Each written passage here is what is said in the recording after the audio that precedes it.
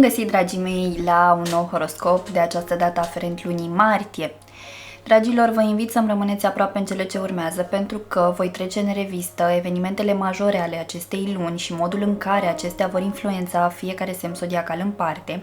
Este o lună extrem de încărcată din punct de vedere astrologic, cu foarte multe provocări, cu foarte multe lecții, așa că vă invit să reflectați la ceea ce urmează și să încercați pe cât posibil să vă pregătiți sufletește pentru o perioadă ceva mai agitată. Înainte de a începe, vă reamintesc faptul că mă găsiți pe rețelele de socializare Facebook, Instagram și TikTok cu terapie prin astrologie. De asemenea, vă invit pe site-ul meu www.terapieprinastrologie.ro la secțiunea magazin, unde veți găsi toate serviciile astrologice puse de mine la dispoziție pentru voi, astfel încât să vă faceți o idee cât mai clară despre amprenta voastră astrologică din această existență. De asemenea, dacă nu v-ați abonat acestui canal încă, vă invit să faceți acest lucru și să apăsați clopoțelul pentru a fi notificați ori de câte ori eu postez ceva nou. Dragilor, vă reamintesc că acesta este un horoscop general și pentru mai multe informații personalizate vă invit fie să accesați site-ul meu și să achiziționați un serviciu astrologic personalizat, fie puteți urmări și videourile aferente semnului zodiacal în care aveți ascendentul și luna amplasate în hărțile voastre natale, în cazul în care vă cunoașteți aceste elemente. Bineînțeles, chiar și așa, nu vorbim despre un horoscop personalizat. Dacă urmăriți și aceste videouri, cumva vă faceți o imagine mai amplă legată de modul în care vă vor influența astrele în luna martie. Așadar, haideți să vedem ce ne așteaptă, dragilor!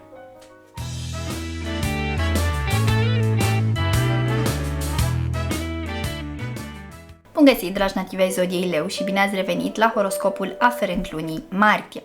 Dragilor, vă reamintesc că acest video este pentru cei dintre voi care v-ați născut în acest semn zodiacal, dar și pentru cei dintre voi care aveți ascendentul sau luna amplasate în zodia Leu în hărțile natale, sau dacă aveți alte elemente importante în această zodie, vă invit să urmăriți acest video. Așa cum spuneam și în partea de intro, această lună este una intensă din punct de vedere astrologic, pentru că avem parte de două eclipse, primele din acest an, și de două retrogradări majore, importante, pentru că vorbim despre două planete personale, despre Venus, planeta iubirii, a banilor și a relației cu copiii, dar și planeta Mercur, care este planeta comunicării și a gândirii. Așa că o lună intensă, o lună care vine ca un fel de restart în viața noastră, având în vedere că pe 20 martie are loc echinocțiul de primăvară și se dă startul unui nou an astrologic. Așa că suntem pe final de an astrologic acum și avem nevoie să lăsăm lucrurile să se așeze, să se transforme, să echilibrăm, să vindecăm, să acceptăm. Deci o perioadă intensă, dar care vine la pachet cu multe binecuvântări, cu multe lecții și cu oportunitatea de a evolua. Ei bine, dragilor, luna începe cu retrogradarea planetei Venus, care actualmente se află în zodia Berbec, tot într-o zodie de foc. Iar acest lucru ne face să fim mai chibzuiți cu banii, să fim mai chibzuiți în relațiile de iubire, în relațiile cu copii, să încercăm să fim mai atenți la nevoile celor din jurul nostru înainte de a acționa. Berbecul este un semn impulsiv, într-adevăr, este un semn cardinal care este nerăbdător și cumva trece la acțiune. Dar Venus, fiind în mersul acesta aparent retrograd, ne pune puțin în gardă și ne face să fim mai atenți la posibilele pericole sau la posibilele neatenții în domeniile despre care v-am spus. De asemenea, tot la începutul lunii, Mercur va trece și el în zodia Berbec. Asta înseamnă că partea aceasta de comunicare, de gândire devine mai activă, mai vivace, mai directă și acest lucru poate crea contexte de conflict, da? Devenim mai nervoși, mai nerăbdători, mai agitați, vrem să ne exprimăm părerea cu orice preț și din cauza aceasta riscăm să intrăm în conflicte destul de facil. Pentru voi aceste evenimente își pun amprenta în zona aceasta de comunicare și de învățare, da? În tot ce are legătură cu, inclusiv cu relațiile cu frații, cu rudele apropiate, dar și cu felul în care asimilați informațiile, cu modul în care învățați. Este o perioadă bună în care puteți avea un noroc din punct de vedere financiar, care să vină în baza cunoștințelor voastre. Fie vorbim despre o promovare la locul de muncă, fie vorbim despre o mărire de salariu, fie prin intermediul rudelor, al fraților, să primiți o anumită sumă de bani.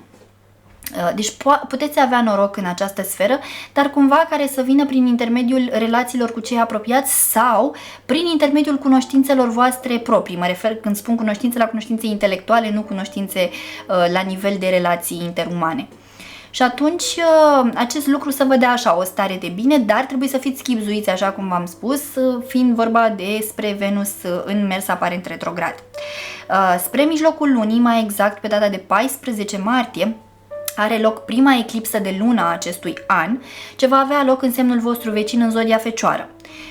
Acest lucru va aduce la suprafață chestiuni reprimate pe care nu vi le-ați rezolvat, de care ați fugit. Trebuie acum să deveniți mult mai responsabili. Aceste chestiuni au legătură cu familia voastră de origini, mama, tata, cu experiențele avute în copilăria primară, cu educația primită, cu locul vostru de origine. Așa că această eclipsă de lună va aduce la suprafață acele chestiuni, acele amintiri, acele experiențe și trăiri ce au legătură cu copilăria, care nu sunt tocmai plăcute. Chestiuni care v-au marcat profund existența. Este foarte posibil ca în perioada de mijloc a lunii să aveți parte de niște conștientizări extrem de profunde. Pot avea loc niște eliberări destul de grele care vin pe karma asta de neam, pe partea ancestrală a vieții voastre. Se pot produce aceste detensionări. Bineînțeles că în primă fază sunt neplăcute, pot crea fel de stări, inclusiv în corpul fizic, da? Sau să aveți o stare de apăsare continuă, să aveți o stare neplăcută, pentru că trebuie făcute aceste curățări. Bineînțeles că vă puteți ajuta și voi, da? Să facilitați acest proces prin diferite tehnici. Dacă sunteți deschiși către zona aceasta a spiritualității, puteți merge la sesiuni de constelații familiale care vă pot clarifica chestiuni din trecutul neamului vostru, să vedeți ce anume ați preluat de acolo și duceți mai departe și aveți senzația că sunt lucrurile voastre, traumele voastre, rănile voastre, greutățile voastre, când de fapt sunt doar niște chestiuni preluate. Puteți medita, puteți apela la hipnoză regresivă, puteți face chestiuni în zona asta de săpături legate de modul în care voi sunteți în prezent din pricina experiențelor voastre din copilărie, adolescență. Deci ceea ce s-a întâmplat atunci și poate ați neglijat, ați băgat sub preș, v-ați mai adus aminte din când în când, ați mai conștientizat câte ceva, dar n-ați făcut ceva de ordin concret înspre vindecare, dar n-ați acordat atenția cuvenită, nu v-ați alocat timpul necesar pentru a investiga, pentru a vă găsi soluțiile de a depăși aceste experiențe. Ei bine, acum vor veni buluc. Pot veni buluc pentru cei dintre voi care n-ați făcut această muncă cu voi. Da? Și vă puteți trezi într-o stare care vă este complet necunoscută, da? Să treceți prin niște momente, ca un fel de noaptea neagră a sufletului, da? Să aveți acele stări de panică, de anxietate, atacuri de panică. Pentru că sunt lucruri care au nevoie să iasă la suprafață. Da? Nu mai pot sta acolo în interiorul vostru, că nu mai au loc. Și atunci, bineînțeles că procesul nu este neapărat cel mai plăcut. Dar totodată, dacă înțelegeți că prin conștientizare și prin bunăvoință și prin a apela la persoane, bineînțeles acreditate, persoane cu experiență, vă puteți regla. Puteți vorbi, bineînțeles, cu un psihoterapeut, cu un consilier de dezvoltare personală, cu cineva acreditat sau cineva care să aibă o experiență în această zonă și să vă poată ghida, astfel încât să treceți mai ușor prin aceste stări. Deci pentru voi mijlocul lunii este foarte intens și provocator în partea aceasta de conștientizare a tiparelor, a subtiparelor, a programelor pe care le-ați preluat involuntar, la nivel inconștient, da? De la părinți, de la familie, de la îngrijitori, bunici, cei care pur și simplu v-au crescut, cei care au participat activ la creșterea și educația voastră. Aceștia și-au pus amprenta foarte puternică asupra voastră, iar acțiunile și rezultatele voastre din prezent sunt marcate de ceea ce s-a întâmplat atunci. Da? Și atunci este foarte important ca voi să realizați aceste lucruri, să nu mai căutați vinovați în exterior, să nu vă mai auto-învinovățiți, ci pur și simplu să începeți să înțelegeți de unde provin toate acestea și încotro trebuie să mergeți cu adevărat. Pe final de lună, avem parte de cel de-al doilea eveniment major, cea de-a doua eclipsă, de această dată solară, ce va avea loc în zodia Berbec. Eclipsă care vă va ajuta să vă adunați mai bine din punct de vedere al studiilor, al chestiunilor care au legătură cu învățarea. Fie învățați o limbă străină, sau vă decideți să învățați o limbă străină, fie deveniți mai organizați la locul de muncă, vă faceți curățenie la birou, în acte, în foldere, da, pe laptop, veți simți nevoia așa să vă reorganizați astfel încât din punct de vedere mental să clarificați mai mult lucrurile pentru viitorul vostru în planul acesta profesional. Totodată, de văzut, acel noroc financiar de care vă spuneam persistă pe durata lunii martie pentru voi, parcă apare așa, de unde, de neunde, din neant, apare acest noroc financiar în calea voastră, dar este important să vedeți cum îl administrați, cum îl gestionați, să fiți recunoscători pentru el, da? Dacă vine înspre voi, să vă bucurați, nu să-l gestionați cu panică. Aoleu, se va duce, aoleu, iară o să mi se întâmple nu știu ce, iară o să fiu în starea aia, iară, da? Pentru că așa îl veți face adică energia aceea se va anula și mesajul pe care îl transmiteți universului e: deci eu îți trimit bani, tu te panichezi, ok, nu-ți mai trimit bani ca să nu te panichezi. Și atunci trebuie să vă găsiți resursele necesare ca să vă bucurați real, precum niște copii, da? de acest noroc și să vă bucurați, să-l tratați cu bucurie și în plan concret, da? Nu cu frică, cu încrâncenare, cu frustrare sau mai știu eu ce. Așa că, iată, un moment bun în care să deveniți mai maturi, mai înțelepți, mai așezați, un moment în care efectiv să vă așezați, un moment în care să lăsați deoparte copilăriile, ambițiile adolescentine și tot așa. Este un moment efectiv de așezare pentru voi, adică o oportunitate de așezare, de a deveni mai înțelepți, de a deveni mai calculați, da? Foarte interesant acest parcurs. Nu uităm de Mercur, care la mijlocul lunii, pe 15, își începe o nouă perioadă de retrogradare, prima din 2025, așa că mare atenție la modul în care vă gestionați gândurile și comunicarea, mai ales că la voi va fi influențată fix casa comunicării.